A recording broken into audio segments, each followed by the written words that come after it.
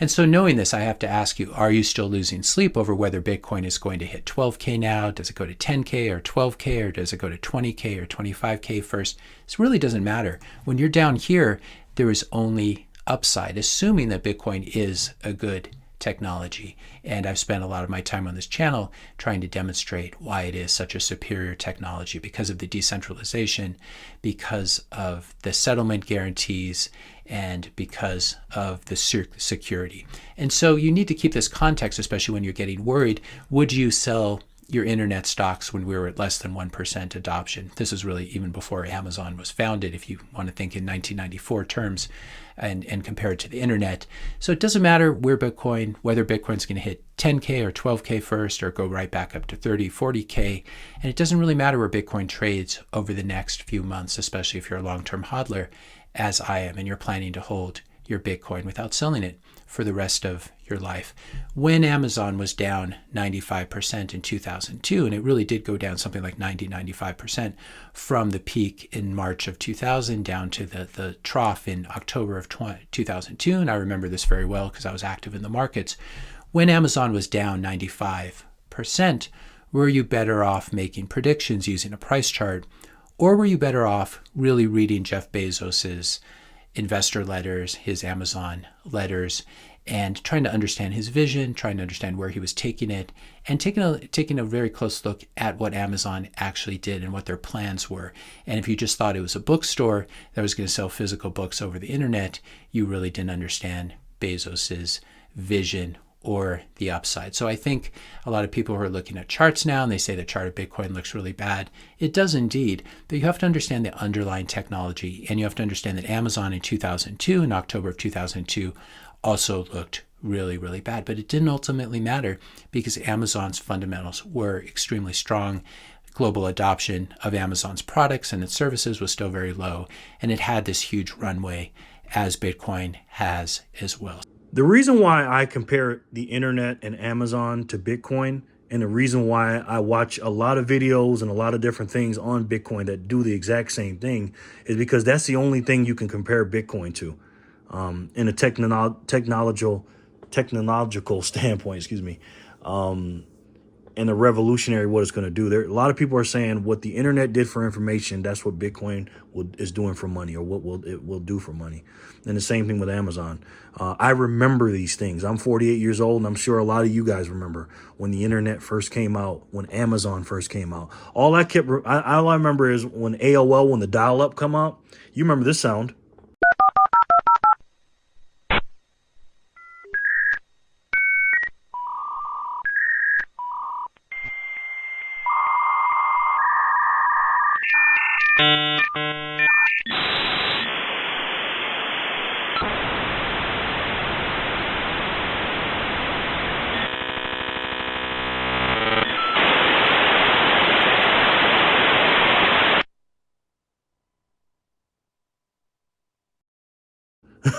Right? I couldn't stand that. And I used to think, oh my God, every time my roommate, I had a roommate at the time, turned it on, I was like, man, turn it off. But he was ahead of the curve, my roommate. He's the same guy that put me on the precious metals, by the way. And he's now, the guy that put me on the precious metals is my roommate. We was in the military together.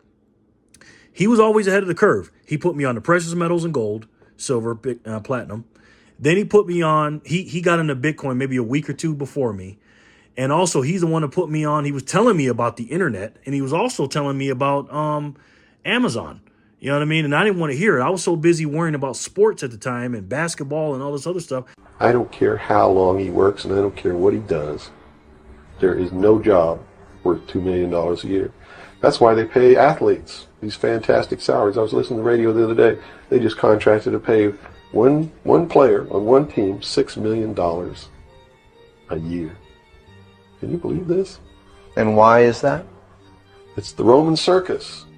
What does the emperor do when the people become restive, and when the people are asking questions, and when the people don't like the policies of the emperor? He sends them to the circus. He creates a circus. He builds a giant coliseum.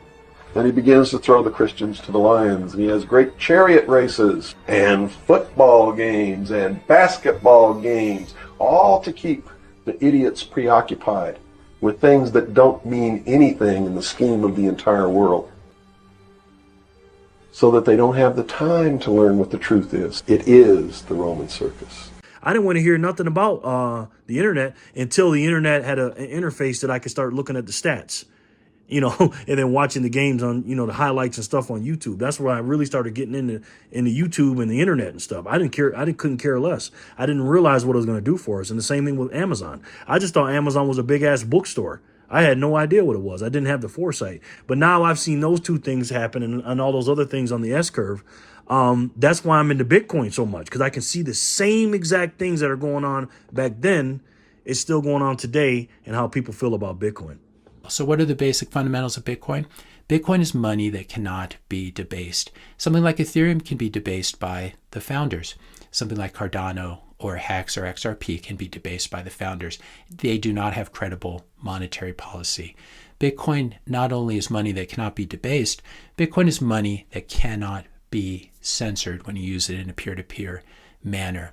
Bitcoin is the strongest money we've ever seen. It's the apex predator of money. And like Amazon in 2002, Bitcoin really has zero serious competitors at the moment. It has very low adoption here. We have this huge runway ahead of us, and there's no serious competition.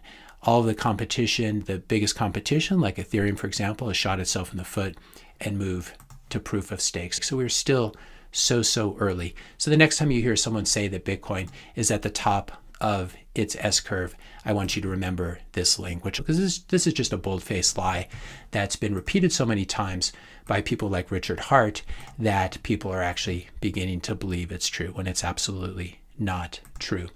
Well, there you have it, guys. That's the end of the video. I'm going to leave a link in the description box to Trader University's channel. I'm telling you guys, I highly suggest, not only do you look into Bitcoin, but if you really want to learn about it, go to this guy's channel. I haven't found anybody in a quicker, better, more efficient manner break down Bitcoin like this. Listen to me, man. I need to say this to you guys, okay? And I'm saying this in this way to you because I know you don't want to hear it, because I knew how I was and I didn't want to hear it. So I can't say it any better than this. If you guys don't buy Bitcoin and you guys don't listen, not to me, I'm not talking about me, but if you don't listen to the people that are telling you to buy Bitcoin, you're going to miss out, okay? On in this process, because we see the future of what Bitcoin, of what blockchain means to the entire world. Texas wants to be the centerpiece of that. And so we are promoting it, we are advancing it, but I would say we're providing the platform for those who are involved in blockchain, for those who are involved in Bitcoin, to make sure that they're going to have a location they can come to. That you are going to end up buying Bitcoin one way or the other. And they always said, I think it was Max Kaiser that said it, you will buy it at the price that you deserve to buy it at. Either way down the road when it's 850,000 or 1.2 million a coin. And if you want to see the how we get to our Bitcoin price target, which is more than $1 million per Bitcoin in 2030, you will see in Big Ideas 2022 how we populate that, and it's all very reasonable. If you look at how we get there, it's like, we're not making any extreme assumptions. The biggest assumption is that this is a really important insurance policy for everyone in the world. So it's a very big idea. Or you can buy it today at 20-something thousand, or 17,000, or 19,000, or wherever, when it's really low and early on the S curve. I thought I was too late. When I first started buying, I bought in the 40s. But then it went down and stuff like that, and I started learning about it, and I love it now. You know what I mean? I absolutely love it. The more and more I learn about it, the better. So Ron Paul was one of the ones who brought me into this space. I wouldn't be here without Ron Paul. It was first learning about liberty and the proper role of government, voluntarism, and human freedom that first brought me into Bitcoin, like so many other people. I can't stress this enough, guys. You gotta learn about this. Senator Cynthia Lummis of Wyoming is the founder of the Financial Innovation Caucus in Congress. She's been a major advocate for cryptocurrencies on Capitol Hill. And I sat down with her for CNBC's Financial Advisor Summit, and she told me she envisions Bitcoin in particular becoming an important component of individual retirement portfolios. She believes it can serve as a hedge against inflation as the size of the nation's debt relative to GDP hits historic highs. I encourage people to buy and hold. I encourage them to say Bitcoin for their retirement, for their future. And that's because as the Congress spends trillions and trillions of dollars and is flooding our economy and the world economy with US dollars, there's no way that we cannot debase the value of the US dollars. And Lummis practices what she preaches. She's an investor in Bitcoin as well. I buy Bitcoin and I hold Bitcoin. You buy Bitcoin? Oh, yes. You have Bitcoin? I do. How much Bitcoin do you have? Well, I only have, I think, 5 Bitcoin. So only 5 Bitcoin, but she bought them in 2013 for about $300 each. So she can now add a couple of zeros to that number. And Wyoming is in the process of setting up its own crypto banking system that Lummis hopes will become a model for other states as well. But I am holding my Bitcoin. And the reason I'm doing is, oh, and by the way, I forgot to tell you this. I was at the gas station, my favorite gas station the other day. And I go up to the counter, because I pay for my gas in cash. I go up and pay for the gas, and look what I see right here. Okay? Whether we like it or not, guys, Bitcoin is going to be a medium of exchange. It just is. And when he said it's the apex predator of money, he's not lying about that. You know, now he's not dissing gold and silver, but he breaks it down. He said, look, man, Bitcoin is the hardest money in the world. And what I mean by that is there is only a 14 or 15 approximately million Bitcoin available. That's it. That's all. Exactly how many Bitcoins we're all competing for. For that, I consulted Cane Island, a leading company in blockchain analysis where Bitcoin exists. And this is their take, which I can say is probably the most credible from all the sources that I checked on the internet. Here, I'll pull it up for you. As you can see, of the total 21 million Bitcoin that can exist, only 14 million Bitcoin will ever circulate due to the rate at which coins are lost. Now, what does that mean that a coin is lost? Basically, what we're talking about is somebody has either forgotten their PIN, their password, their key to their Bitcoin, or sometimes in very sad circumstances, people lock up their Bitcoin and sadly pass away, and they don't have any access to their Bitcoin anymore. Because remember, it's supposed to be only 21 million and 4 or 5 million have been lost. And right as of now, we've only had 19 million, be mined. 100 million Satoshis are in one Bitcoin, and I believe we'll be transacting in that. They are already doing it now. Now, it's early in there, but you see there's about 30 million people. That's a small estimate, too. I think it's a little more now. I've heard between 30 and 150 million, but those are people that are come in and out like traders and stuff like that. But as far as like people that are transacting in it, there's a whole country, El Salvador, that uses Bitcoin for their legal tender. Okay, and there will be more doing that. There is so much money out there, quadrillions and trillions of dollars out there in real estate and the equities market and the bonds market and all that. And this smart money is going to start coming into precious metals and Bitcoin because all of our currencies around the world are debasing on an everyday basis. So yeah, the dollar is fiat money. In 1971, we went off the gold standard, and since then everything has gone haywire. It used to be real money backed by a real asset, which is gold. Now it's just, like I say, simply pictures of dead presidents that politicians print from thin air and tell us that it's money. It's a scam. It's a scam on the American people. And money throughout history, you asked about Bitcoin, throughout history, there's something called the Cantillon effect, where people have always gravitated towards the most sound, secure, and limited in supply money, whether that's gold or some other asset.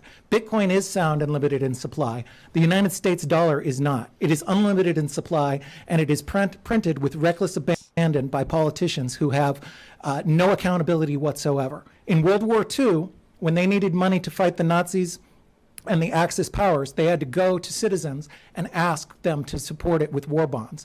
Today, they do not need that accountability. They can print it from thin air and use it for for-profit prisons, woke indoctrination, scamming Green New Deals, sending it to Zelensky, 20-year wars, drones bombings all over the planet, and a great deal of tyranny and death.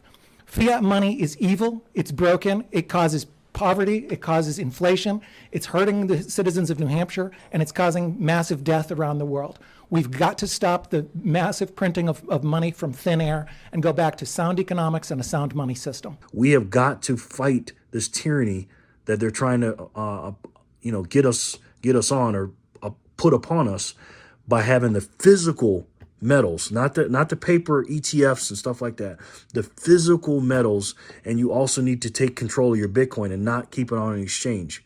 Okay, that's very, very important. But guys, I'm screaming on the top of the rooftops, man. I sleep very well at night knowing that I have these. You know what I mean? If I just only had one, I wouldn't sleep good. If I only had Bitcoin, I don't have my physical. If I only have my silver, I don't have my digital. You got to have both. So let me know what you guys think in the comment section below. Thank you so much for watching, and I'll talk to you guys soon. All right? Peace and love.